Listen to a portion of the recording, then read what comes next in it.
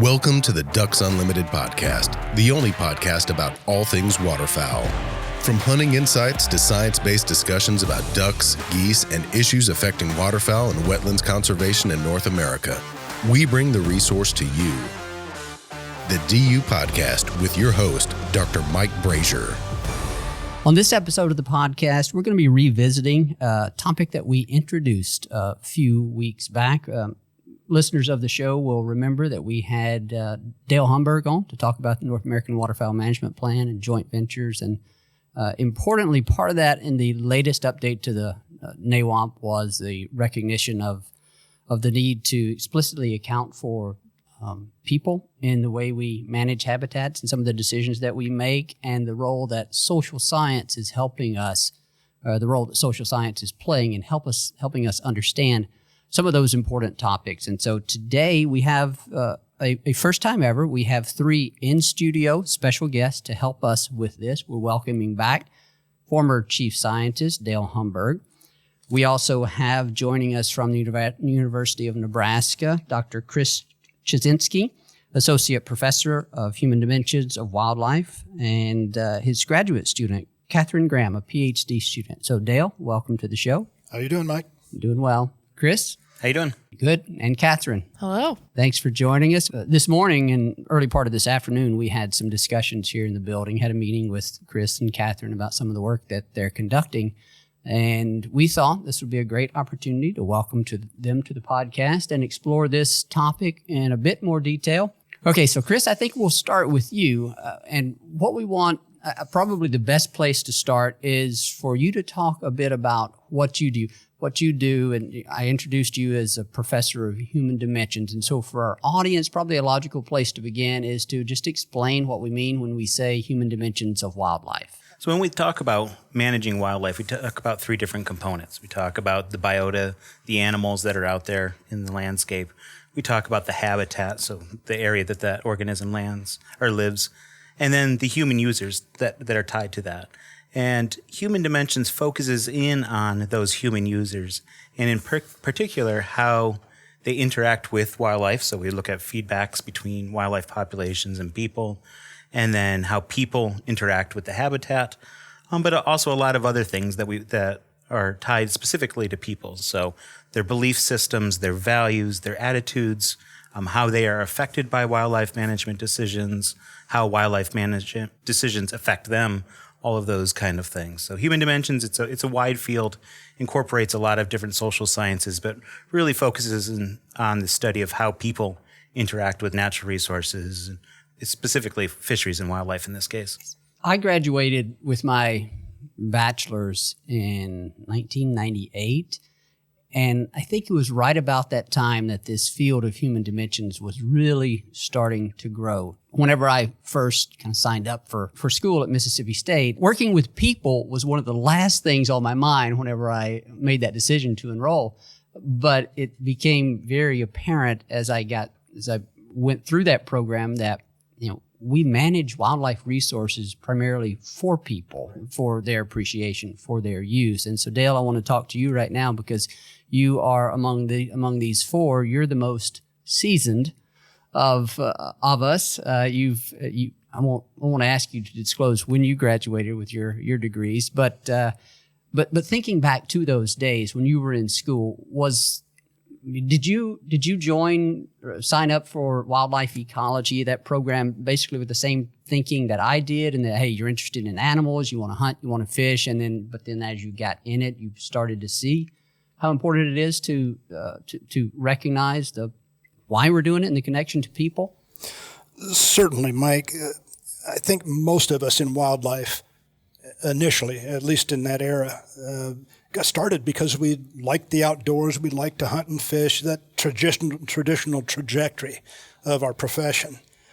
I think the eye-opener came for me when I started working for an agency. I worked initially in Iowa and then with the Missouri Department of Conservation, and it didn't take very long at all to discover that what we were doing, although we like to have animals as the primary target of our work and so on, was really for the people of the state. And if we didn't do a good job managing the habitat, didn't do a good job of managing the critters themselves, folks weren't going to be very happy. The phone was going to ring, and we were going to have some administrators not very happy.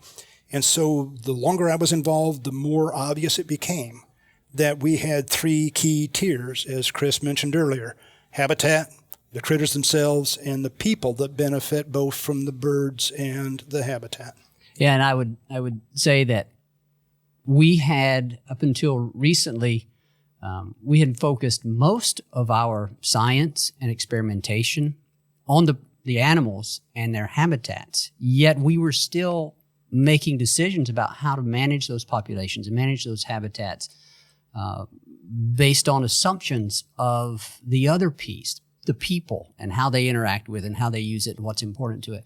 So Kathryn and I come along at a time when that field, the social sciences, is really starting to explode within the wildlife arena, and that's where this era of human dimensions comes into play. So Kathryn, when you enrolled, well, I guess I should ask for my own personal clarification. When you enrolled for your bachelor's, was that a wildlife program or was it more of a social science background?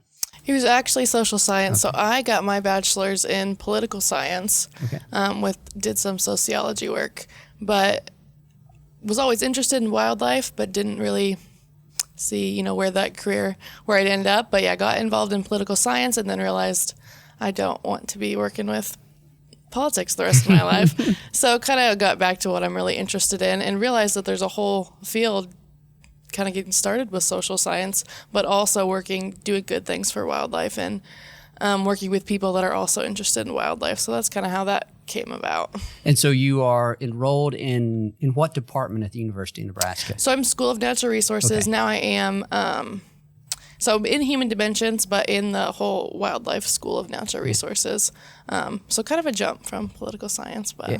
It's very neat just sort of looking back through the years of how traditional wildlife programs at universities, the academicians, the professors in those positions were pretty much all habitat or population species specialists. But now we have all three sciences represented, which is actually really cool. And I think it's why we're starting to make some great strides in understanding those connections. And of course, the next step is in figuring out how we can apply that science, what we learn from that science about what motivates people and how they interact with the species and the habitats. And so that's part of what we're here to discuss today, and some of the work that you, Kathryn, and Chris are conducting in partnership with Ducks Unlimited and others. So, Chris, I guess picking back up where we were, you've sort of defined human dimensions, and that's your area of specialty. So maybe if you could give a few examples of the type of work that you actually do in your lab and some of your students. Yeah, so we do quite a bit of quite a range of human dimensions research. A lot of it does focus more on the hunting and fishing arena, as Kathryn's study there is modeling behavior of waterfowl hunters or conservationist behavior, how often they are participating, what influences their participation.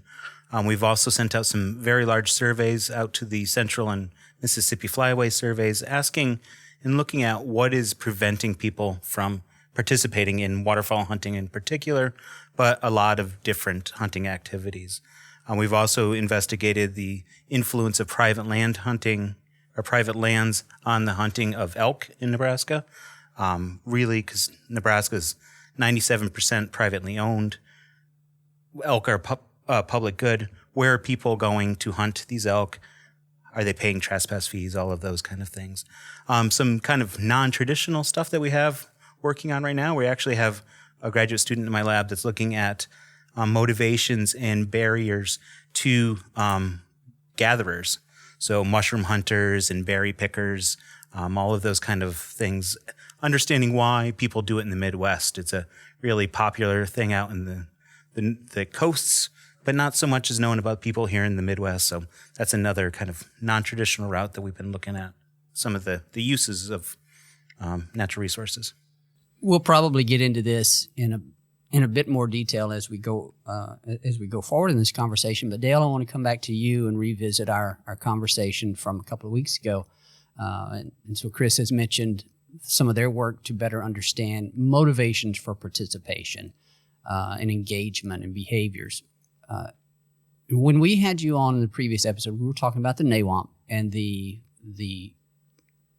inclusion in the new update to be explicit about acknowledging the needs of people. And so just revisit for us why that's important from a waterfowl hunter standpoint. We could extend this to anglers and hunters of other types, but of course our interest here is waterfowl. So just revisit that and remind us of why is it important to understand what motivates hunters and to keep hunters engaged and active. And what are we seeing right now with hunter numbers? The role that hunters play as conservationists is something that was assumed historically.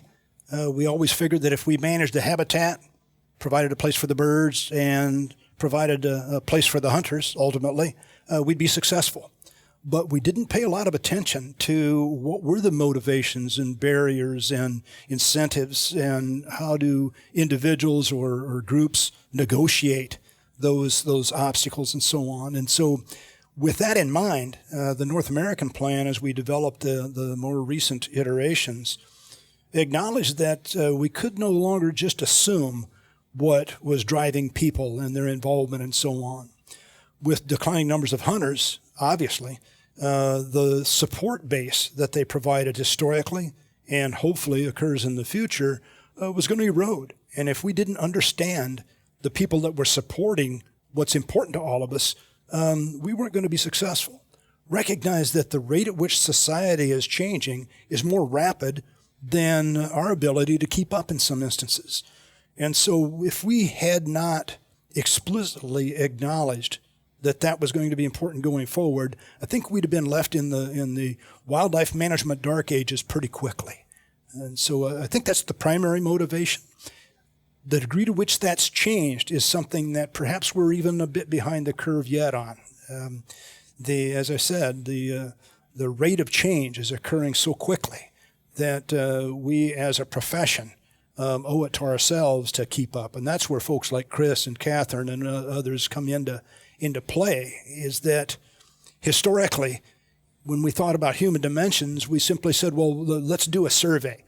Well, we are so far beyond just doing a survey these days with regard to social sciences, and are treating it more as an explicit and rigorous form of science than we did historically.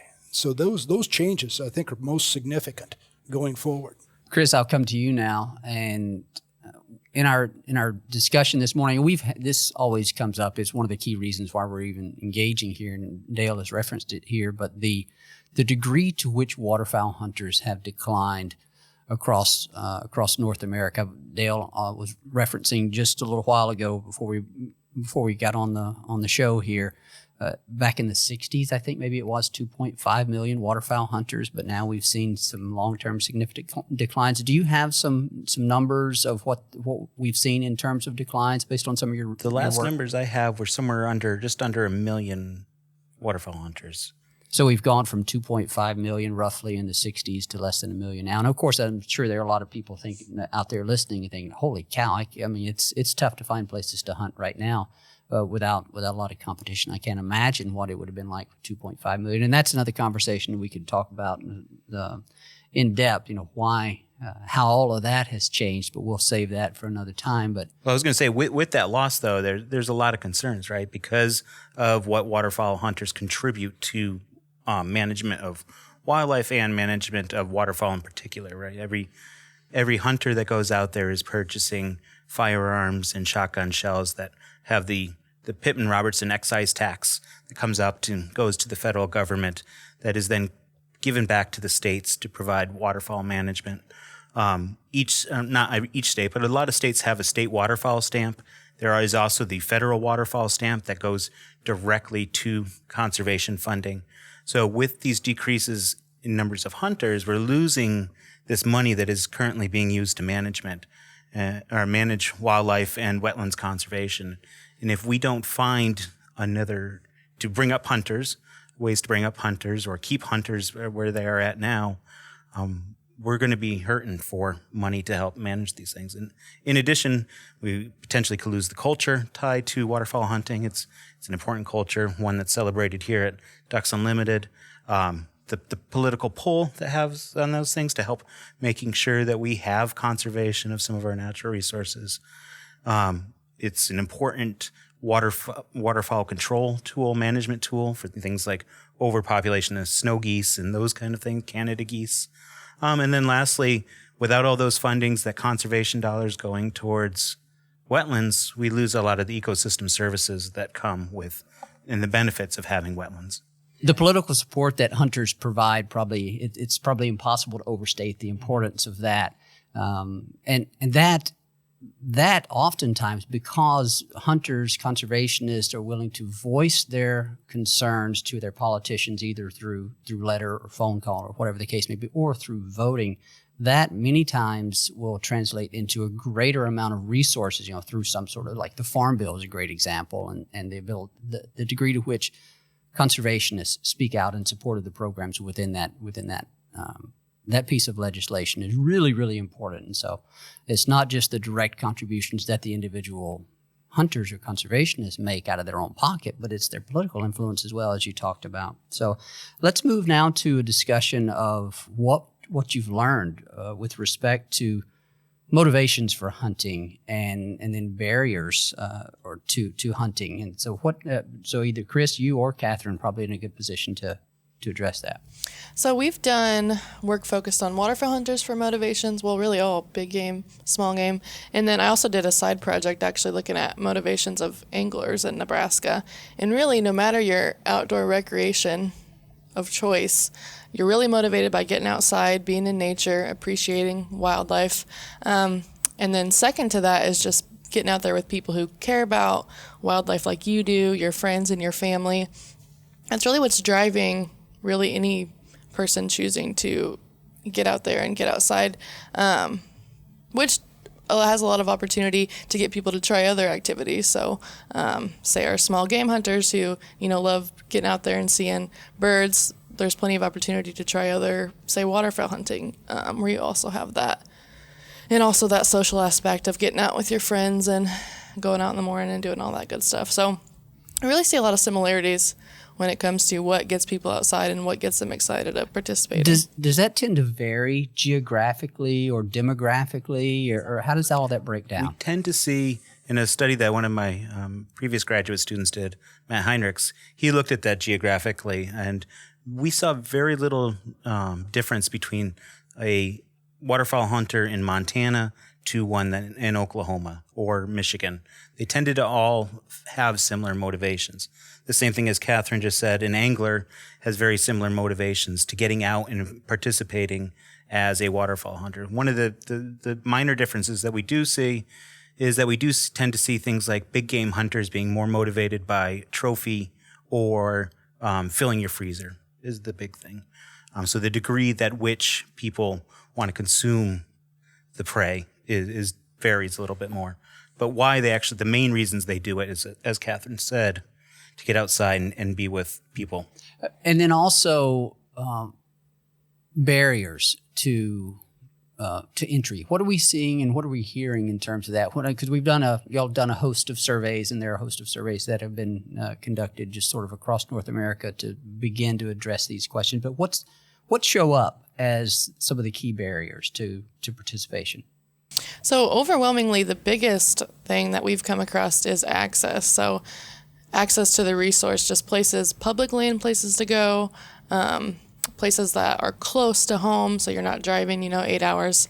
That's no matter your hunting group or even anglers who have never participated in hunting, they perceive that as something that's keeping them back. So yeah, any group, somewhere to go is the biggest thing holding people back. And tied with that, though, in a place, especially like Nebraska, that's 97% privately owned, either the actual, the realized constraint or the actual perceived constraint of that you have to pay a lot of money to access private property is another barrier that holds people back.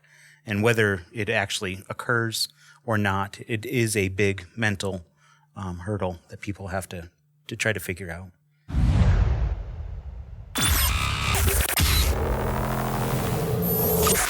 The Ducks Unlimited Expo, May 15th, 16th, and 17th, 2020 at the Texas Motor Speedway in Fort Worth, Texas. Interactive villages, shooting, archery, dogs, fishing, kayak, canoe, 4x4 off-road tracks, ATV, UTV track, industry experts, demonstrations, exhibitors, and more. The Ducks Unlimited Expo, everything outdoors. The ultimate playground for the outdoor enthusiast. The Ducks Unlimited Expo. Visit www.duckexpo.com.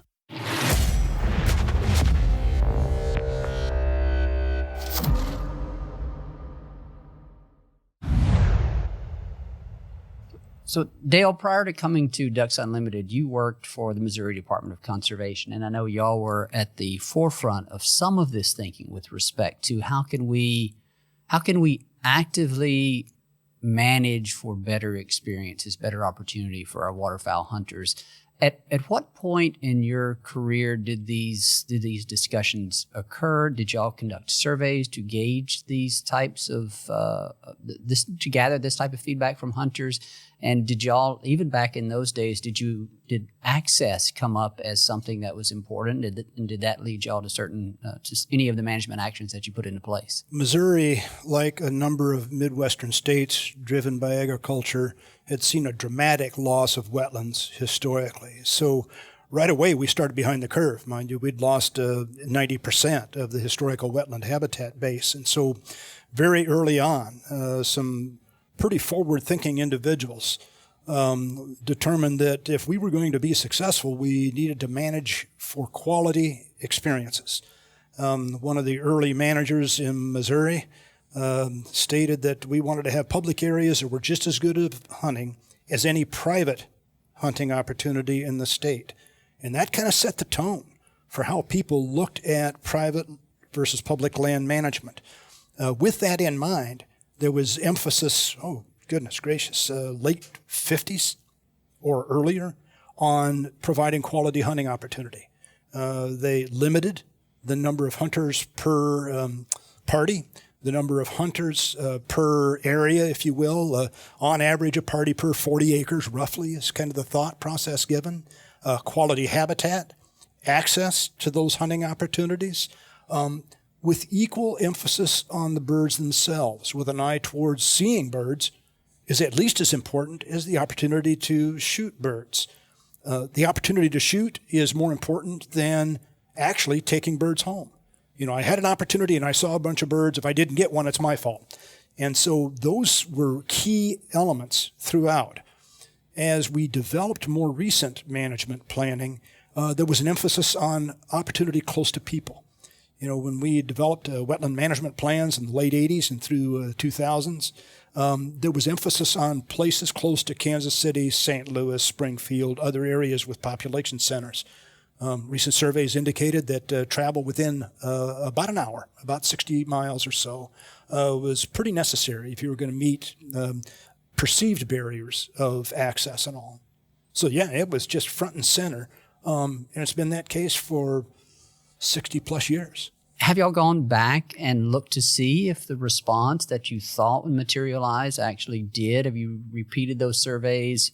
Were you on target with the actions? And I mean, if so, that's good. But if not, did you adjust? The credit I'd have to say is to some folks that were actually doing human dimensions work in the mid-'70s, where some of the earlier efforts on just initially surveys to determine, what people were looking for in an experience and that type of thing. We did the initial waterfowl hunter survey, a complete survey, at least representative of Missouri waterfowl hunters, was done in the mid-'80s. Repeated that about every 5 years since. And to the credit to Andy Radicke, who's the current waterfowl biologist in Missouri, who incidentally has a wildlife degree and a PhD in rural sociology. So you talk about combining the skill sets needed to manage waterfowl and wildlife in this day and age. He's probably as good an example as there is. And so given those repeated surveys, it enabled us to track whether or not things have changed over time, the degree to which the programs that we put in place were indeed successful, and gave us a hint as to how would we change them. Given survey information, there's a need for us to then respond to changes that have occurred over time. I think the point that I'm trying to help us make here, and that I think we're all trying to make, is that just as we have studied and continue to study the ecology, biology of waterfowl and their habitats, and we apply that to the actions on the ground to improve habitats, restore habitats, enhance habitats to achieve a certain population outcome for that for waterfowl. So too are we doing that for the people. We are conducting surveys to hear what the preferences, what the motivations are of the hunters, of our constituents, and increasingly states are trying to actually implement actions that align with those motivations and what our hunters and what our constituents are telling us. So I think that's one of the key messages that we want to make sure we're getting out there, is that we continue to study the biology of the critters, but we also, the same is true for the people. So that's a very good thing.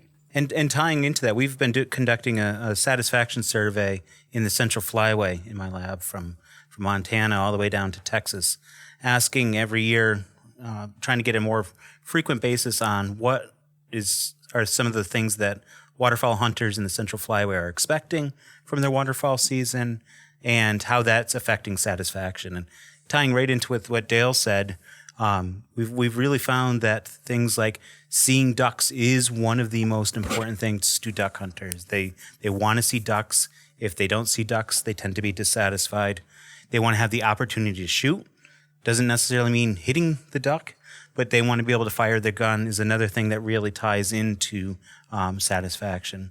Then kind of down on the other side, they have lower expectations to fill their bag limits on any given day out in the field.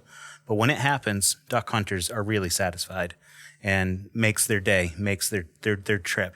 So that's a very consistent thing we see across the Central Flyway as well.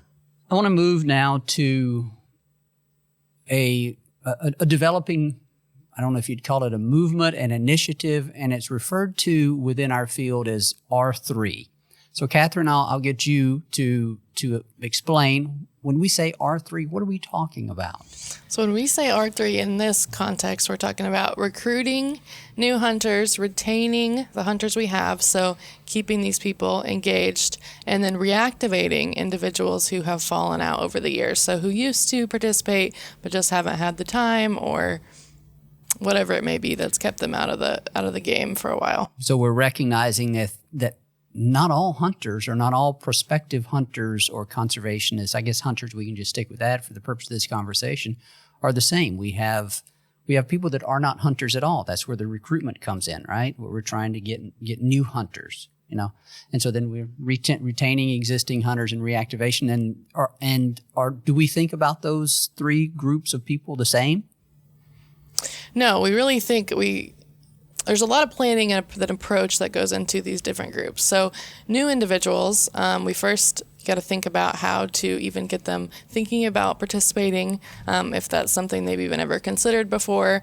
Individuals who are already participating, that's when these satisfaction surveys come into play, really making sure that, because as we do manage wildlife for the public, making sure that the public is getting what they want. So not forgetting about the hunters who are already out there, already funding our conservation, putting in all the hard work.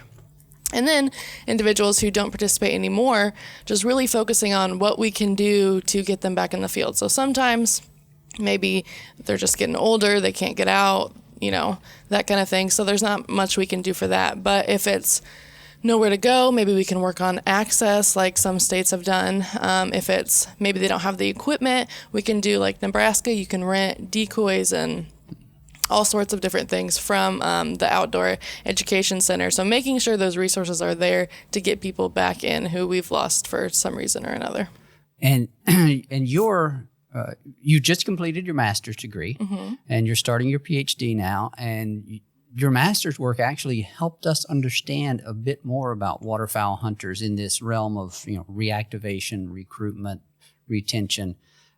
So I think I'd like to talk a bit about that. So I guess at a high level, maybe share. I know from the conversation this morning, one of the most fascinating things that I learned was number one, what you called the churn rate. Explain that phenomenon. Whenever I introduced that. So explain what I really mean when I say churn rate. What are we talking about? What did you find? What was the neat aspect of your study there? Right. So in addition to this decreasing active participation, we're also seeing what you're calling high churn. And that really refers to the rate of individuals who are purchasing in one year, but then not purchasing in the next. So when we have high churn, we see a lot of individuals who say purchase a license in 1 year, but then the next year, for whatever reason, they can't purchase. And then maybe a few years down the line, they do purchase again. But we're not seeing like avid continuous participation from year to year. So what did we learn with respect to the pattern of participation among hunters over time? Do we see hunters participate every single year, or during a given year? What do we know about the level of participation relative to any of those that have participated over some length of time? Right. So there is kind of diversity in who is participating every year. We do have those individuals who purchase every year, who are always getting out in the field, are real avid groups, but that's not most of our waterfowl hunters. Mostly, we see our more sporadic individuals who, get out every other year, every few years, and these are individuals that, when we say churn, are churning out. So they're buying in 1 year, but then the next year they don't have time, whatever it is, they don't buy the next, but may buy in the future. And that's really what our population is mostly made up of. We do have a big core group of really go-getters that are going every year, but that's not the majority of participants. So when we looked over, let's say a 10-year period, the number of unique participants that we have, and then compare that to the number of participants on an annual basis, what's that percentage? Is it about 20%? Do I remember Right. So that? yeah, in any given year, about 20% of the total hunters was how many were buying in that year. Wow. So that means there could be, if everyone that had been a hunter in the past 10 years was a hunter next year, there would be 5 times the number that we had. Yes. Last year, roughly speaking. That's a lot. Right. Which is, we shouldn't expect all those people to go every year, but. Yeah, because there are a lot of different motivations for people to hunt. A lot of folks may have just been like this happens to me often. I have friends that live in different locations all across the country in the job that I have, and I'll go visit them, or I'll be in the area for a meeting or something, and they'll invite me to stay over for an extra day or two to hunt. So I'll hunt that year in that state, maybe the last time I ever hunt in that state. So I'm sure there's a small percentage of those that also show up in there. But I would be within among the participants there for waterfowl hunting in that state. I think tying into all of that too is that even though you're not participating every year, a lot of these people do identify as a waterfowl hunter or a waterfowl conservationist. It does not, a license purchase during any given year does not mean that you do not identify as a waterfowl hunter. And I think that's an important part of this thing. And it's the same thing with DU members, right? You may not purchase your membership every year, but you identify as a waterfowl conservationist. What are we seeing with respect to demographics among waterfowl hunters? I'm mainly thinking male, female. That was one of the interesting things that jumped out to me with respect to recruitment rate among women was higher than it was for men, and that's a really encouraging and exciting thing. I know Mallory Murphy here in here in national headquarters has worked with some of our sponsors on their a women's only line of hunting gear, and so that's just a very exciting area right now, I think, in the entire waterfowl community. How did that shake out in your research? What were you seeing with respect to men and women? So like we'd expect, we did see for retention and continued participation, we did see that males were higher in that regard. But in the states that I studied, and really in hunting in general, if you look at other research, the proportion of women in the hunting population is growing, which is super encouraging. And especially when you look at just women in general to previous years, we are seeing more people get involved and starting to participate more actively from one year to the next, which, like you said, is super encouraging. And tying into that, the younger women too, I think, right? Right. Like college age, like we were talking about earlier. Yeah, my age people, college age individuals are really stepping in and getting involved and enjoying it. And that's really important when we think about the generation that we're losing, the baby boomers. They're the ones that we're seeing fade from our hunter hunter population, our member population, and that's a large segment of society. And so it's going to take men, women, all demographics to replace the support, the political and financial support that those people brought to our efforts. So I think that's really exciting. And it's really important also. Chris, I'm interested, given your background and responsibilities and profession these days, is look 10 years down the road. Look at the rate at which society is changing, and what are those things that we really need to be aware of? You mentioned a minute ago the fact that the baby boomers and the age structure of the people in support of waterfowl conservation is changing. So what are the challenges going forward? So as we mentioned a little bit before, that the primary waterfowl hunters are older white males, and they are aging out of the ability to go out and hunt waterfowl. With this, and you hear this on the news all the time about the changing demographics in the United States, that people of color are increasing in proportion. And so when we're thinking about recruiting and bringing in new anglers, we need to think about opening up our audience a bit more. Reaching out to some of these different groups that may not have necessarily been part of waterfowl hunting in the past. And this can be a little difficult. Some of these groups don't have necessarily the previous culture tied to waterfowl hunting or hunting in general. So trying to reach out and embrace some of these differences, trying out some new things to get people involved, I think is going to be absolutely important. Kathryn mentioned earlier today that the whole idea of social habitat. And so if we think about social habitat and the way we think of waterfowl habitat, then what are the key elements that are going to be needed going forward? Ducks need a place to nest. They need a place to migrate. They need a food source to fuel their migration. Well, what's going to be necessary for us to fuel waterfowl conservationists in the future? What form will that take? And we've seen the landscape change with regard to waterfowl. The social landscape has changed as well. So we need to be as quick on our feet going forward, thinking about how does that social structure in support of waterfowl conservation going to change going forward. And so I think we all share that responsibility in terms of academic understanding, in terms of advocacy for that social framework and so on. And so how do we as individuals make sure that social habitat emerges and grows going forward? And provides a space for a large group of people and a diverse group of people. Well, with regard to that whole notion of social habitat, DU is so well positioned, as are other conservationist organizations. When you think of Wild Turkey Federation and others of the same thing, they provide that social habitat where people of the same mind, that have the same concerns, can in fact play a role going forward of establishing that social environment that's welcoming, that's engaging, and I think we have an opportunity in DU to play that role going forward. Yeah, I definitely think so, and it's exciting having to see the evolution of how we're incorporating social science into the work that we do, whether it be within Ducks Unlimited, whether it be within the wildlife profession at large, and whether it be driving our habitat conservation actions to ensure that what we're doing on the ground is good for the birds as well as good for the people. Learning that access is one of the primary barriers to entry to hunting for a lot of people. We can use that to inform some of the actions that we're doing, but also when we're just talking about the social habitat and the growing the constituent base that we need to continue to support our habitat efforts and support waterfowl population. I think it's all really, I know it's all really important.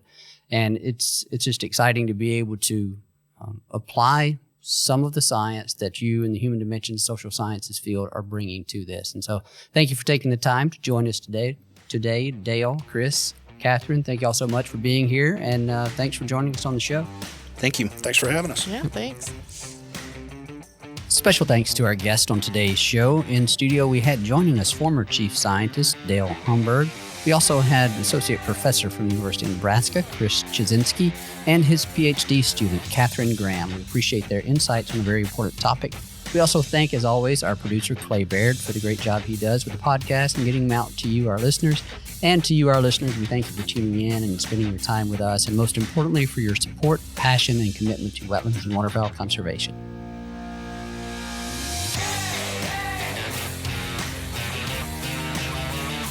Thank you for listening to this episode of the DU Podcast. Be sure to rate, review, and subscribe to the show and visit www.ducks.org/DU Podcast for resources based on today's topics, as well as access to more episodes. Opinions expressed by guests do not necessarily reflect those of Ducks Unlimited. Until next time, stay tuned to the Ducks.